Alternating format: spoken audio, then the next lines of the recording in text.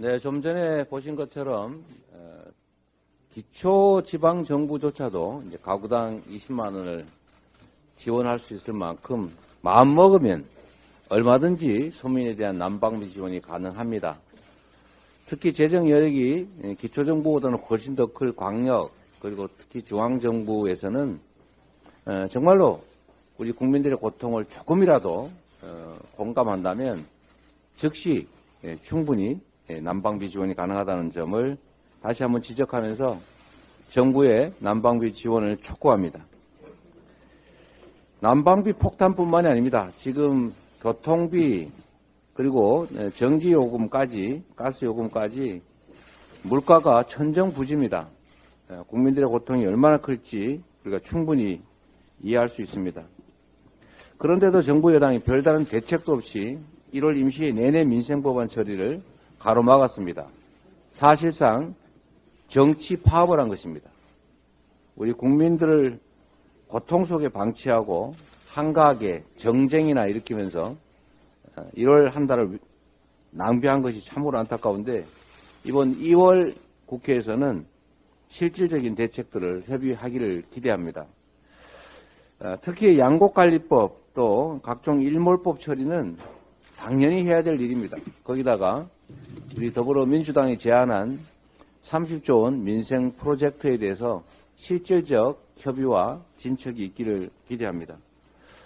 이러다가 윤 정권의 특장점이 소잃고 애완간도 못 거치는 것이다. 이런 지적을 받게 될 가능성이 있습니다. 국민들의 삶이 어려워지고 있는 이때 국민들의 그 고통을 외면하지 않기를 다시 한번 촉구합니다. 올해 국정 방향을 가늠할 부처 업무 보고가 끝났습니다. 그런데 민생 위기에 대한 실질적 대책 해결 방안은 찾기가 어렵습니다. 국민들을 오징어 게임식 무한 경쟁으로 몰아넣겠다는 엄포, 강압만 가득할 뿐입니다. 윤석열 정권의 국정 철학이 약육강식, 적자 생존이라는 점만 다시 한번 확인된 자리가 아닌가 생각됩니다. 정권의 무능과 무책임, 무대책 때문에 민생이 풍전등화입니다.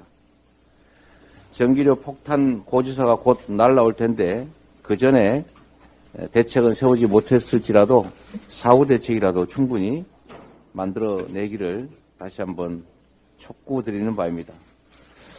공공요금의 인상은 실질적으로는 서민 증세입니다.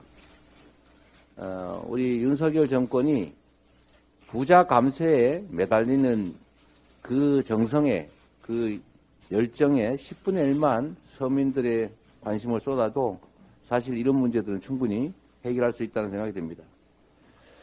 혹독한 서민 증세 결코 허용돼서는 안 된다 이 말씀이 드립니다. 참 이 얘기 또 하려니까 했던 얘기 또 하고 했던 얘기 또 하고 하는 것 같아서 참 맞득치는 않습니다만 이 외교 문제에 윤석열 정권 정말 대오각성 반성해야 됩니다.